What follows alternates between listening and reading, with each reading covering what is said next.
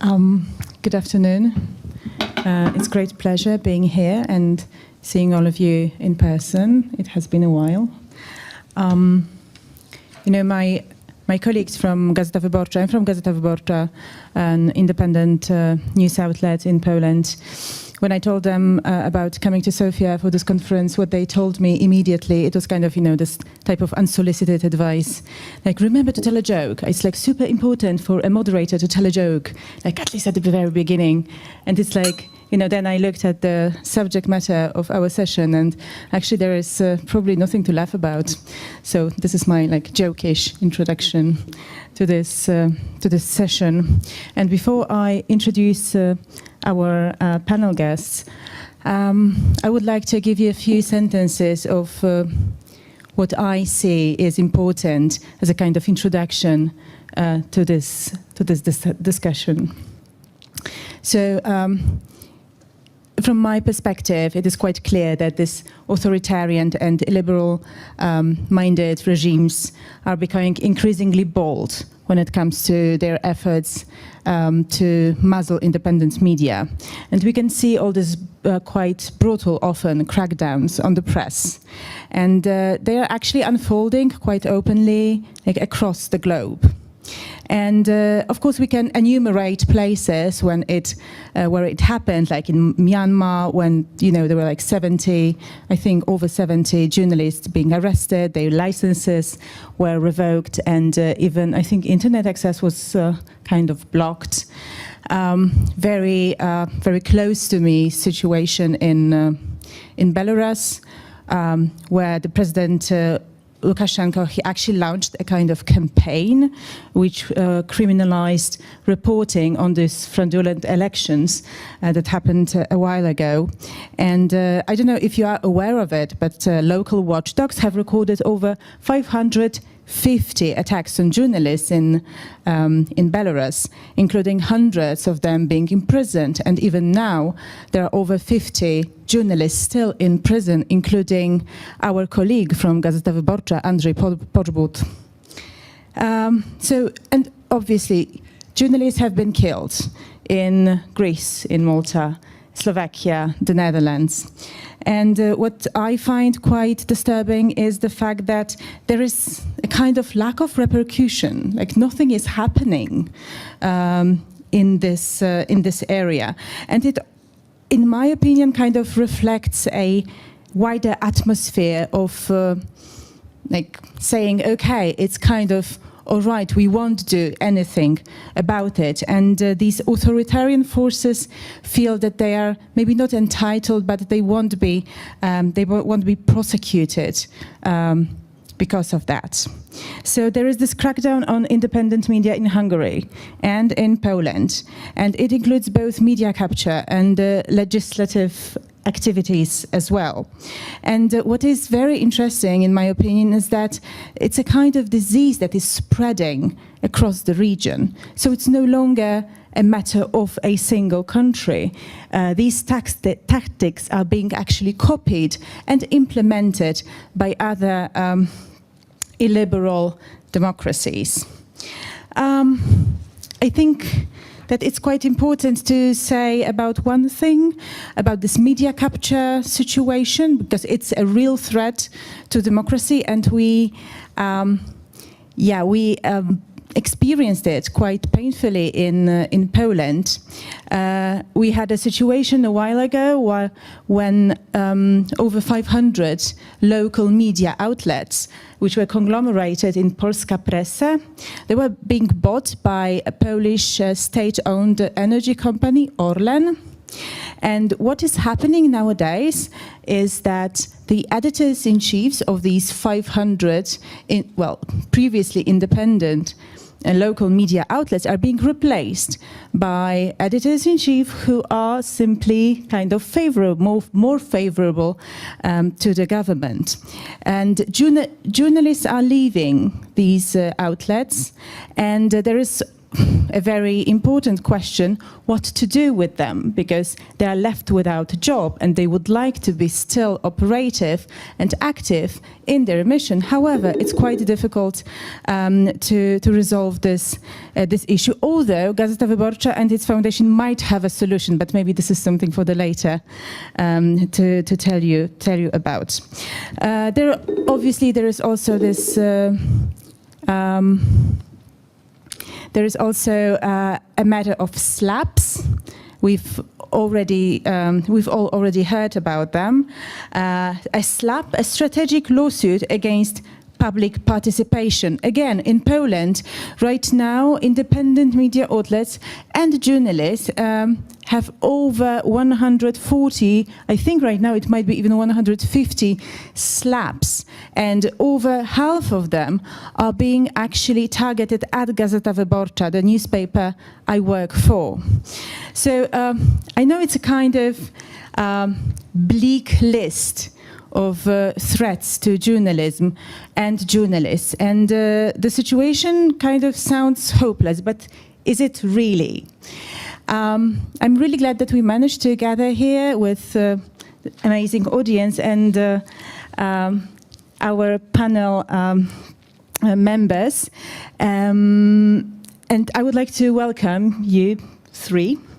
Anna Babinets from Ukraine, who is the editor-in-chief and co-founder of Slidstvo.Info, which is an investigative journalism agency, and you are based in Kiev, right?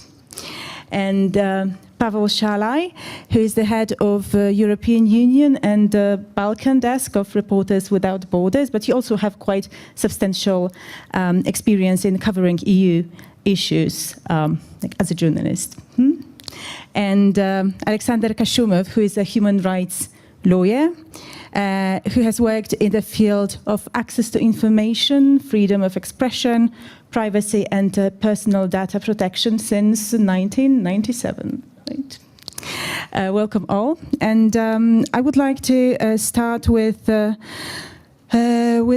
stating that, well, despite all these bleak statistics, or like this very bleak picture I just painted to you when it comes to safety of journalists and journalism in general, I have a feeling that Europe is still a pretty safe continent when it comes to at least life of journalists.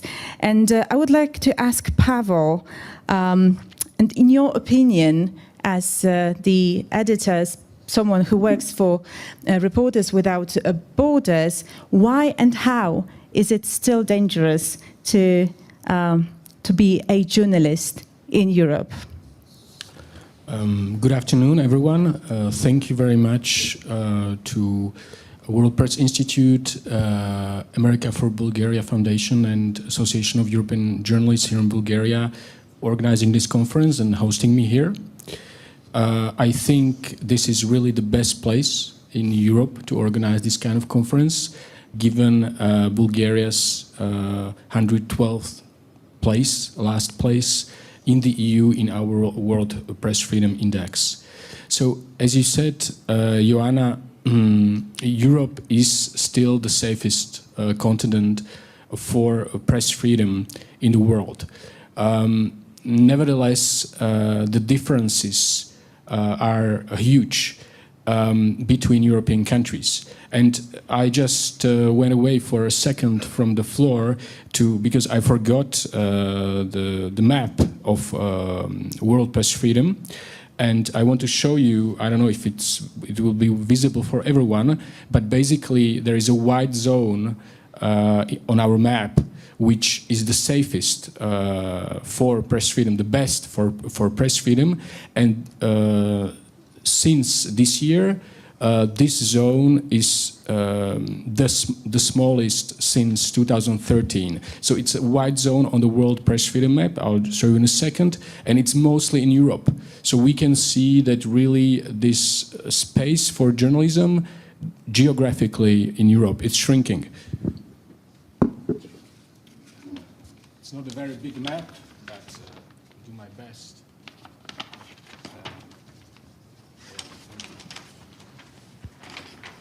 So this is the white zone. You can hardly see it.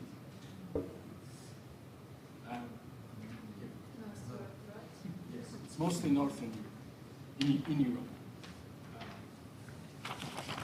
And where can we find this map in a PDF format? You can find it on our website, but just to go very quickly through the main press freedom issues in Europe, you mentioned already some of them. Big issue is trustworthiness of information being blocked by various actors, by states. Journalists have difficulties reporting on the taboo subjects like corruption in Bulgaria or migration in Greece, and this is impeded actively, has been impeded actively in Bulgaria by the state through distribution of public funds, which is discriminatory and non-transparent. I will go back to Bulgaria in a minute. Another big European issue is the hate and incomprehension of journalists, against journalists. We have seen it rise with the coronavirus crisis. There have been attacks on journalists in several countries in Western Europe, France, Italy, Germany, Netherlands, also in Central Eastern Europe, in Slovakia, for example. In Slovenia, 20 anti-vaxxers penetrated to the offices of the public broadcaster just a few weeks ago. You mentioned murders of journalists. So unfortunately, the very physical security of journalists in Europe has been threatened. And this year only we had 2 new murders of journalists. In Greece, Georgios Karavais and Peter de Vries in the Netherlands. And the long-lasting problem has been impunity. So in the case of Malta and Slovakia, so Daphne Caruana Galizia, Jan Kuciak, still these murders have not been punished. The persons who ordered them have not been condemned. And finally, the cross-border issue are indeed regimes actively blocking journalists. We believe that Hungary has turned into an anti-model of press freedom in Europe, and it has been inspiring other countries, other allies, political allies of Fidesz.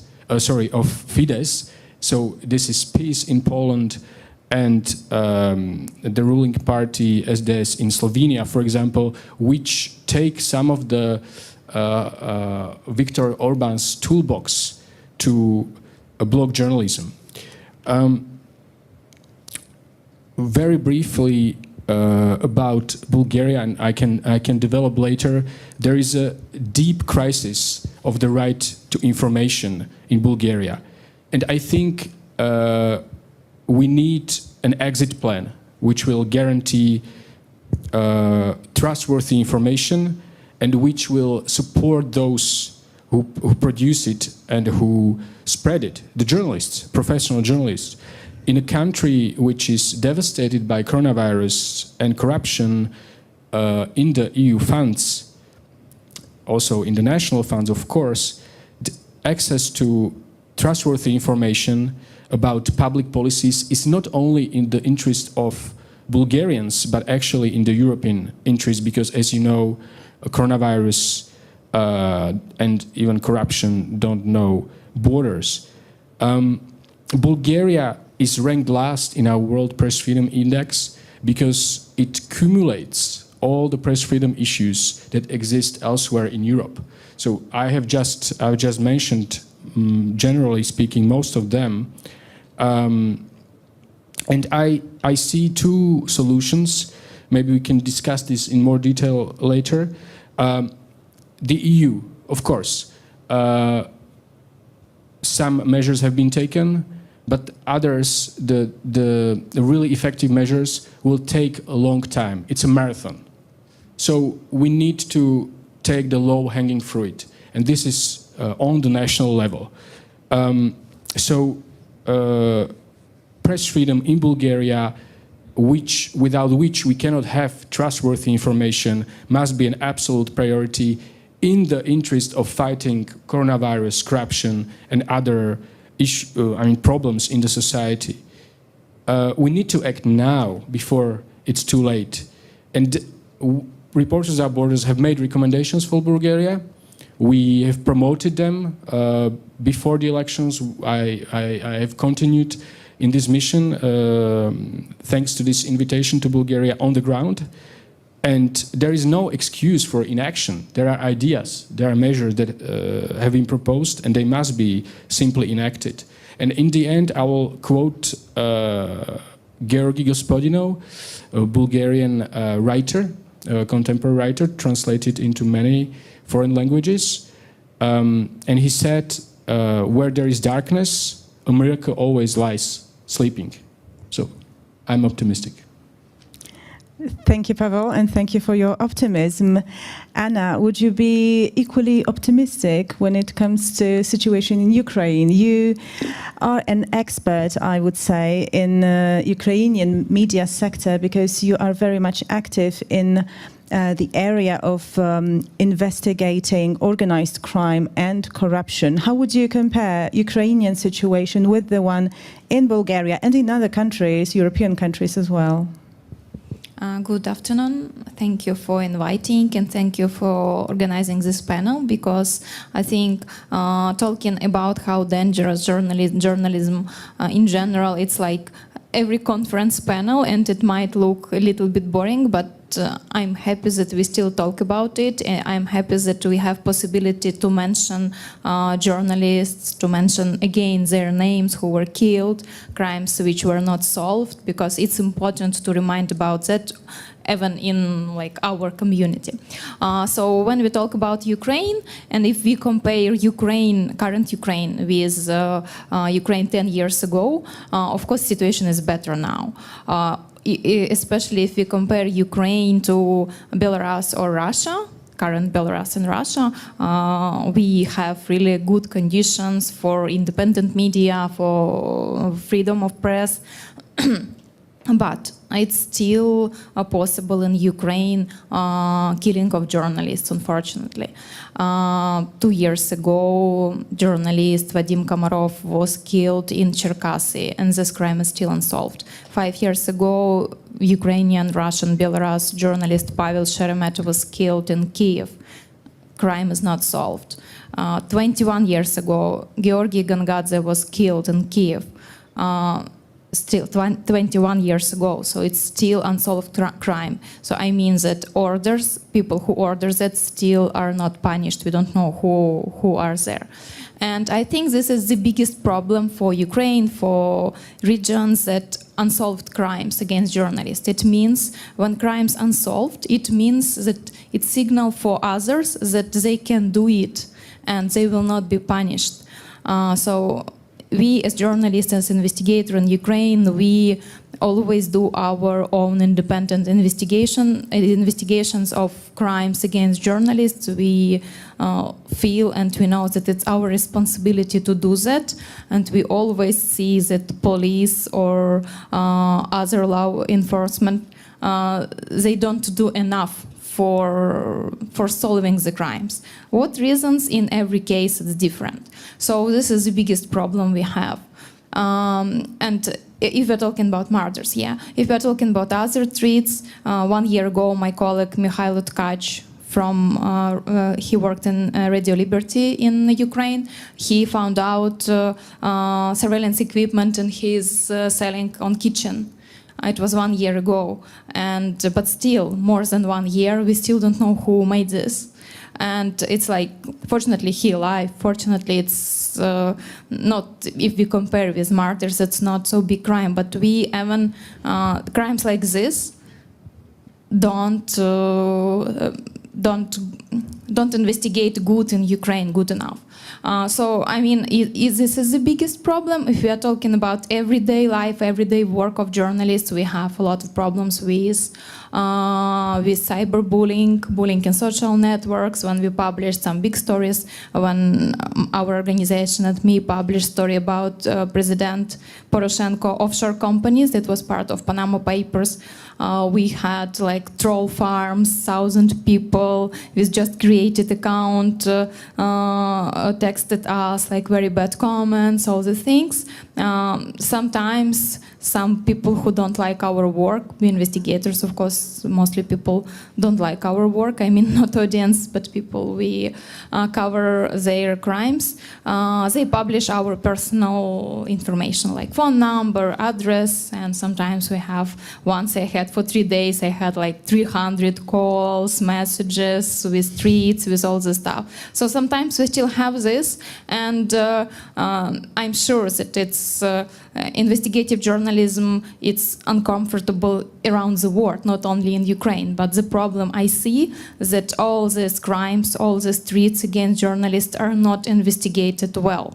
It means that it will go on, it will continue, unfortunately. And additional question over to you, Anna. I was just thinking whether you have any allies, either like national or international, like institutions or organizations who are actually helping you with your work. What do you mean, allies? Allies, like, organizations that kind of support you and your work. You mentioned something very important, meaning the crimes being left unpunished. And I was just thinking about, the role of national but also international institutions and organizations in helping work like yours. Actually, we also, Slidstvo.Info, my organization, and few other organization members of OCCRP network, Organized Crime and Corruption Reporting Project. It's pretty big network of investigative journalists, and they helped us a lot with cybersecurity. When we are in hard situation, when we get threats, we usually have consultation. We can hide our people to other countries, but it's like tactical things, what we do for avoiding risk situation. They help us in everyday work. When we talk about helping with real investigation, Pavol Sheremet murder, when Ukrainian police were investigated, that they invited FBI for helping them, but then in the end Ukrainian police said that they are not qualified enough. So Ukrainian police know how to do it better, but it's 5 years. More than 5 years, still unsolved. So yes, of course, many other international networks and organizations interested, and they help with like tactical stuff, equipment, sometimes with some trainings, with all the things. Yes, of course, and we are very happy that they help us. We visit all conference and to be happy that they help us. But I mean, mostly it's our internal problems that journalists should push police to solve these crimes. That's what we do for more than, I think, almost 10 years as an organization too. Mm-hmm. Thank you, Anna. Since we are talking about solving crimes and also like punishing crimes, it's difficult not to mention the legal framework of journalistic operations in general. And I'm talking about legal framework both in a sense of like national codex, but also like international acts. And so a question over to you, Alexander. I have a feeling that indeed we are more and more kind of rooted in this legislative setup, and it's becoming more and more complicated actually, because when I'm sometimes asked to explain what, for example, I mean how important and why Lex TVN, the famous case in Poland, what it is actually about, it is legally so complicated that, after 2 minutes of me talking, everybody's sleeping, right? Because it's simply too complicated to be delivered to general public in an attractive way and in such a way that they would care. And I find it very, very disturbing. So I would like to ask you what kind of trends and challenges of using this judicial system against journalism and journalists you see nowadays? You know, I'm thinking about some tools and methods that you find most damaging for media operations and for journalists. Thank you very much, Joanna. I'd like to thank the organizers for the opportunity to be on this interesting panel. I'm coming from Access to Information Program, which is an NGO, the second oldest in Europe actually, focused on access to public documents. And in the last 20 years, we have helped a lot, many journalists in Bulgaria to fight for better access to documents. And including recently, we successfully fought in courts on behalf of the Association of European Journalists, one of the organizers of this event, to get access to the documents related to police brutality against a journalist during the protest last year in Bulgaria. Stepping on the issue of the threats, indeed, you're right that the situation is complicating all over the world and in Europe.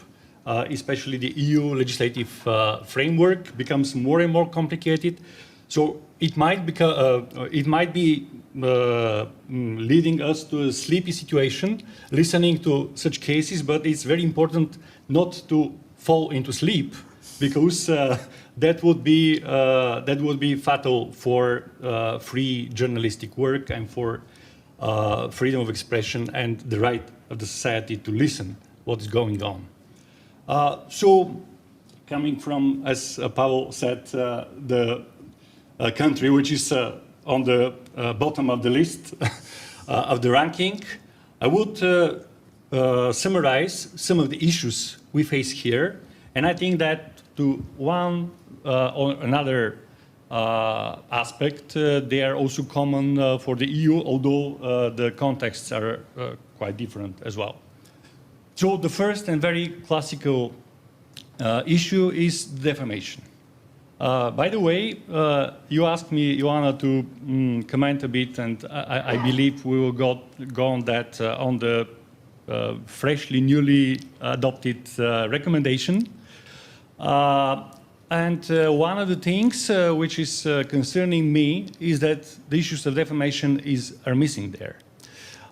So perhaps it would be good to wish something more action, more effort by the European Commission on this kind of classical threats. We have civil and criminal defamation here, like in most of the EU countries. It is a pity that still we have criminal defamation in Europe. Why? Indeed, in some cases, public prosecutors can start those cases. This is already very exceptional in Europe, fortunately. But even when these cases are started on private claim, they're very cheap for the people who start them, which makes it very easy to oppress journalists and media.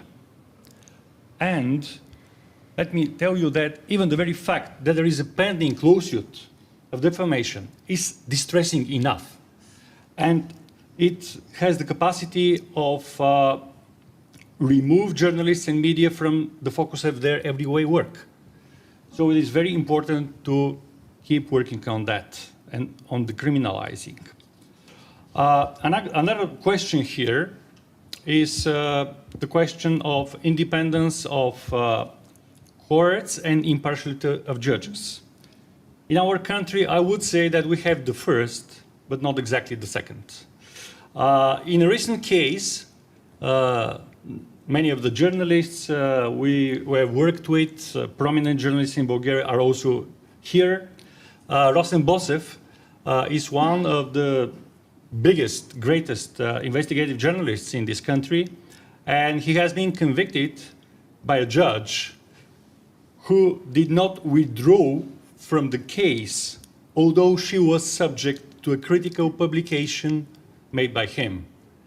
Actually, it was a range of critical publications. It's really outrageous for a democracy to have judges who are judging against journalists who have criticized them. Another issue I would mention here, moving to civil defamation, is that here the problem is that courts, unlike criminal judges, are not prepared to think of human rights. Because usually in civil courts, civil and commercial courts, there are civil and commercial issues about money. So for them, 100,000 euro is not a big amount of money very often.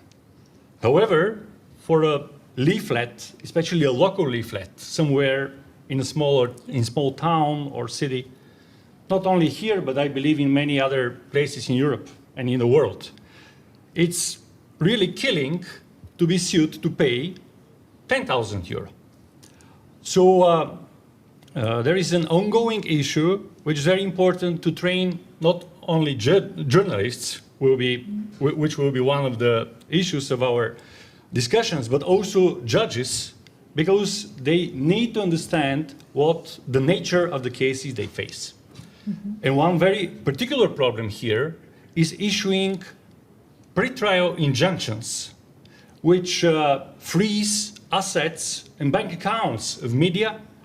And now we have some of those cases. We have Capital, we have Mediapool, and these media, which are among the not so many, diligently and fairly reporting on all kinds of issues about corruption, wrongdoings, criticizing state policies here, they can be left for years with freezed bank accounts because of waiting for the final outcome of the case. Some other, very briefly, some other issues.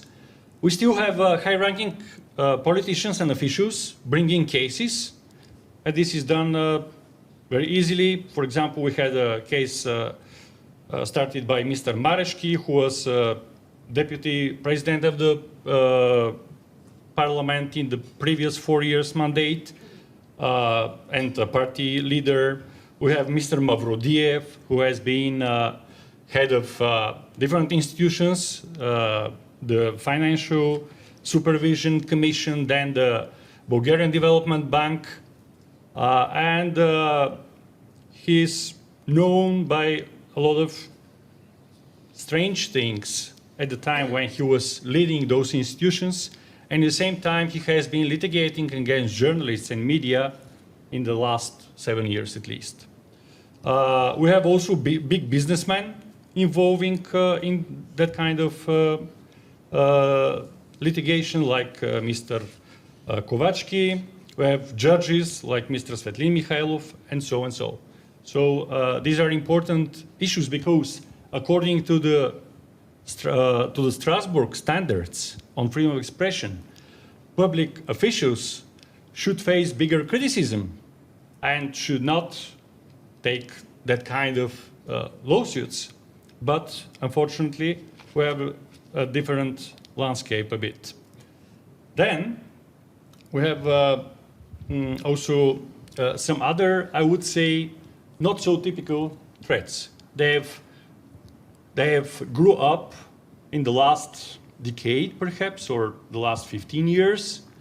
These are freedom of journalist expression versus personal data protection, for example. When we have GDPR now with 20 million possibility of fine, this is the biggest fine in our country. I don't know how it is in Poland or in other countries, but for Bulgaria, this is the biggest existing administrative fine. So it's a threat itself to be potentially subject to that kind of actions.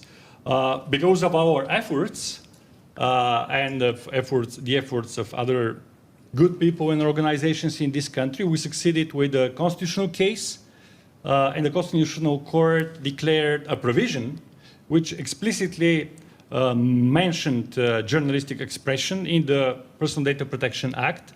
It was declared unconstitutional, but this does not stop the issue. Because, for example, even today, we have a local leaflet, online leaflet in Silistra, which is under a complaint by a number of members of the local municipal council because of exposing a protocol of a session of a commission in this council with their signatures. Oh, these divine signatures of members of the local council, they are deeply protected by personal data. So we have other issues around the field. We have the Commission of Financial Supervision, which in 2014 started cases against a number of media, but mainly against Capital, because of reporting on the bankruptcy of the fourth biggest commercial bank in Bulgaria at that time, and the omission of the Bulgarian authorities to take proper actions before that. Sorry, just to finish my sentence, Please and I see that you have a question.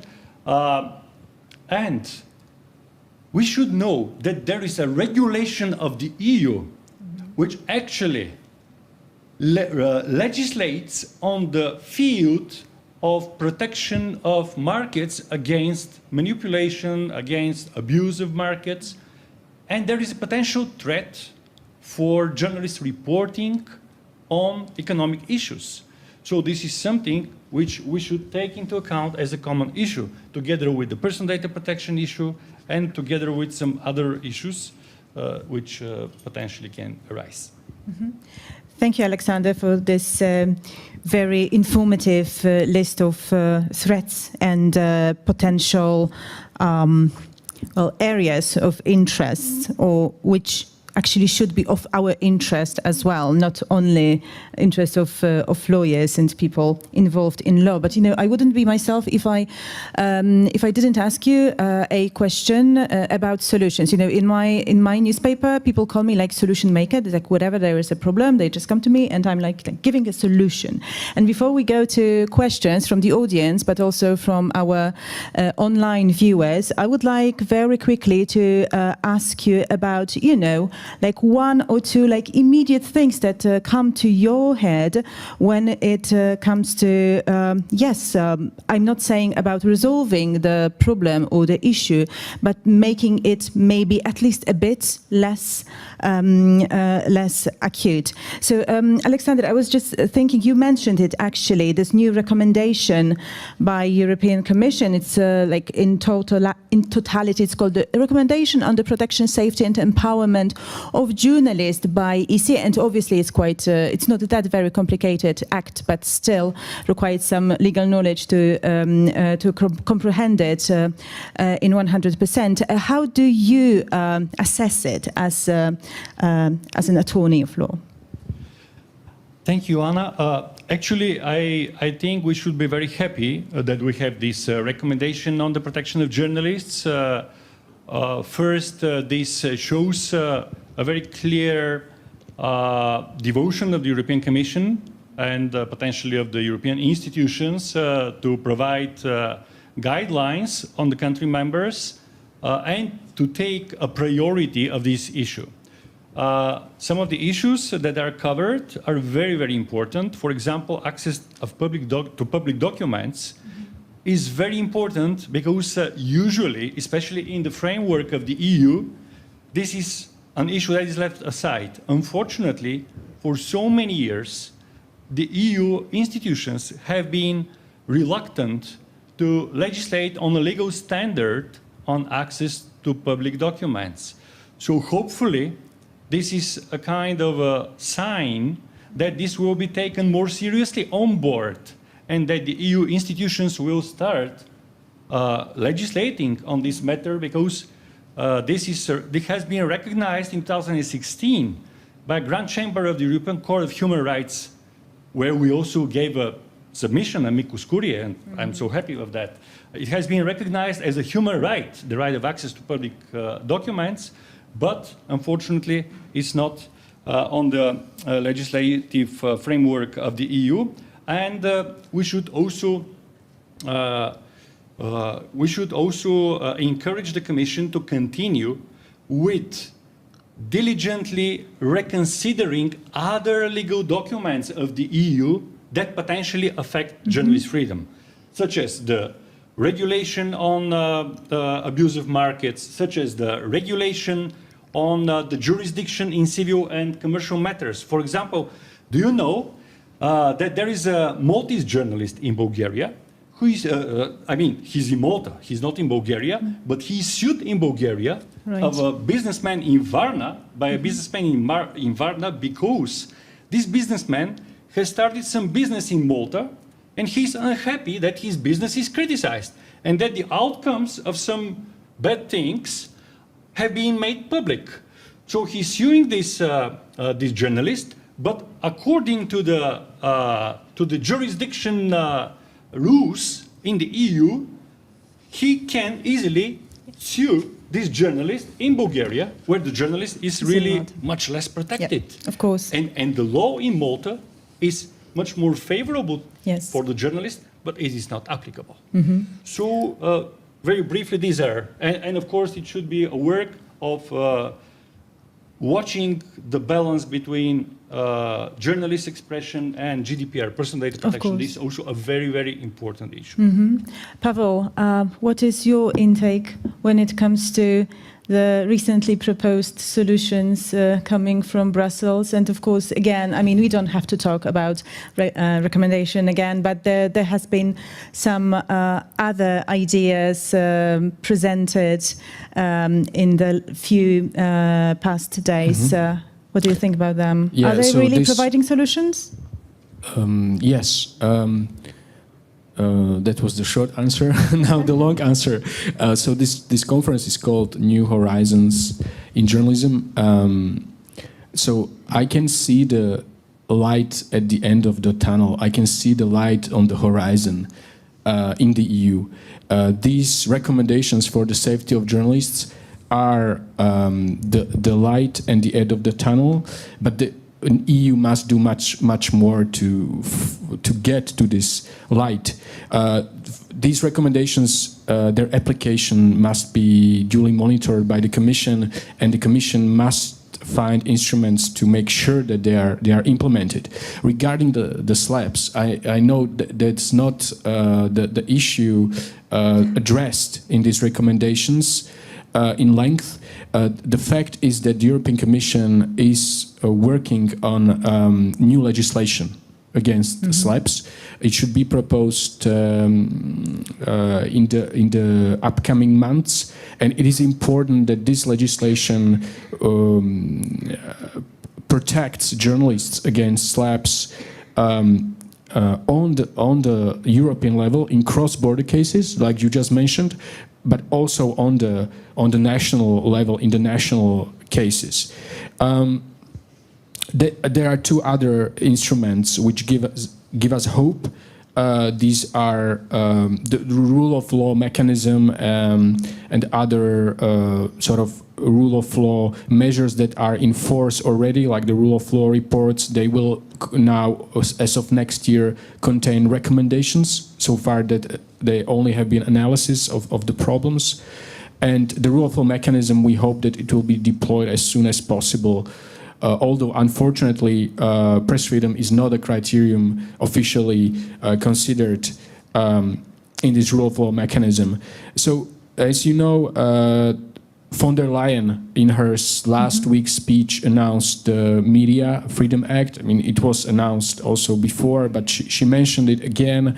This act has to be ambitious. It has to be comprehensive, wide-ranging. We, Reporters Without Borders, will make recommendations on what we think is important, but I just want to say here that unless this Media Freedom Act addresses press freedom issues in Bulgaria, it will not. So if it won't address issues in Bulgaria, it will not be relevant, because we are really in a country where you can see all the problems existing elsewhere. Yeah, in a nutshell, Anna, and over to you now. I was just wondering whether the project you work in, this organized crime and corruption reporting project, have you actually maybe drafted or like designed any recommendations when it comes to what should be done on different levels to secure the protection of journalists? Yes, actually in every country it's different subjects, different topics, more dangerous, less dangerous. If talking about Ukraine, the most dangerous, and I think about a lot of countries, the most dangerous to investigate mobsters, criminals, mafia, because they don't have reputation. If we compare with politicians at least have reputation. They have something to lose. Mafia, mobsters have nothing to lose. So the most risky, the most dangerous stories in Ukraine and many countries, it's investigations against mobsters. So when we work on stories like this, of course, we understand everything, and we try to make some steps to avoid danger. So first, it's cybersecurity. Journalist smartphone can open all information about what we're working about, and of course before publishing we should really care about cybersecurity, about we have rules of meeting with who help, and when we talk by phone, when we talk by signal, when we talk by messenger, so it's a lot of detailed things. Second is if you get threats, if some people try to push you don't publish or tell you that you have criminal problem in future. We had this. One of a way is to show that people, that you or your organization is not only one which have access to important information. It means that if they will do something against you, they will not stop information. They should understand that. So if we talk to people who try to make you don't publish, we should show them that in one case, we told some people who tried to push us, we told them, sorry, maybe we would negotiate, but information already in our partners in Washington, so we can't stop this. So I mean, recommendation, don't tell them, how did you think that I can do something? Yes, I mean, not be very strict. Just tell that information is not only on my hand. It's very helpful. And third is to investigate crimes against journalists by ourselves. Because in many countries like Ukraine and others, people see that police will not investigate, will not punish the people who ordered murder or threats against journalists. When we as journalists, sometimes when we have international team, sometimes internal team, if we investigate, we can show criminals that we can find something, and it works around the world. We have cases, we have examples when journalists found much more than police, and it's I mean, for us it's good signal, for us it's good practice to show that people that they should stop, because police very often can't do this signal. Thank you. Let's open this exchange of ideas and overlooks of the situation to our audience, and let's start with the audience present in this room, whether there are questions from you. Yes, please. Do we have a microphone? Okay. Does it work? Yeah, I don't know. Maybe. Joanna, my question is it possible to support journalists maybe from abroad or for countries where it is safer and there are foundations and so on, in countries where journalism is much more risky, without putting them in danger, maybe for Pavol or for other actors, or how to do it? Yeah, that's a difficult question. I think when you look in Europe, there are countries supporting journalists abroad. A great example is Lithuania.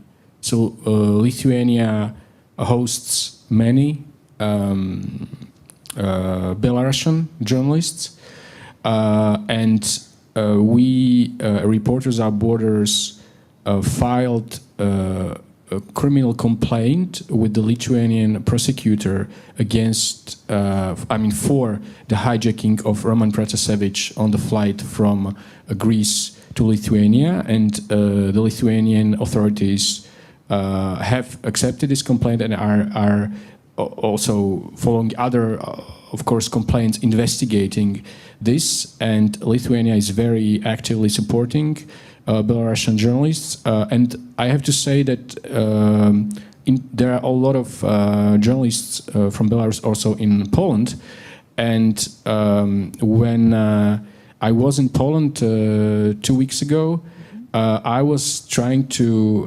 explain to my partners that it's really great that they are supporting Belarusian journalists, and that's why I don't understand why they are suppressing press freedom in their own country, the authorities, I mean. And the parents of Roman Protasevich are in Poland. So this is a newer EU member country, and it's really an example to follow. But of course, Western countries like Netherlands, Scandinavian countries, through their embassies and funding, are supporting journalists, media. It is important that when financial funding is given, that it be distributed according to some transparent, objective and clear criteria, which are not political, so that the media in that target country are not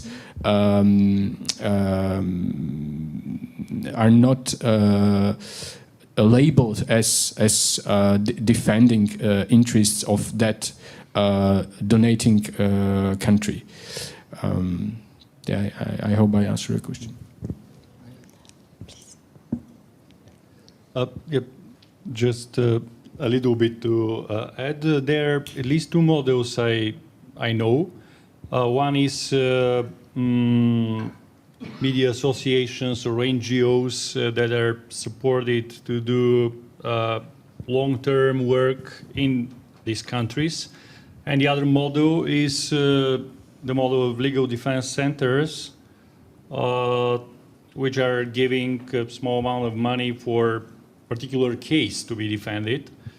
In a country, perhaps either of these models have its advantages, but perhaps it is better to have a more sustainable, long-lasting model. Of course, it depends on the country, because there are countries where it is really very, very difficult to maintain NGOs like that. Mm-hmm. Maybe I'll just share with you a situation from Poland, actually, and it is related with supporting our colleagues in Belarus. Not only because we have always had quite close ties with Belarusian media, but also because we somehow understand to a certain degree, of course, their situation. We wanted to organize some more substantial help for them, not only kind of moral support and some call for actions in our newspaper being published, but also something more of say financial nature. And then we were faced with a very difficult situation, meaning that there is practically no way of sending money to media or journalists in need in Belarus. Like, money transferring is very much limited. So if you want to make a real change and to actually support your colleagues in Belarus, what you have to do is you have to actually physically cross the border and hand the money practically by yourself. There are two organizations actually that are helping with this situation. However, their activities are, under surveillance right now, and it's becoming more and more dangerous for them to operate, actually.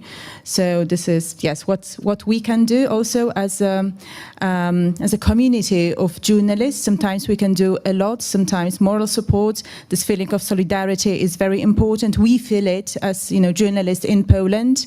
It gives us it gives us lots of power and belief in better future.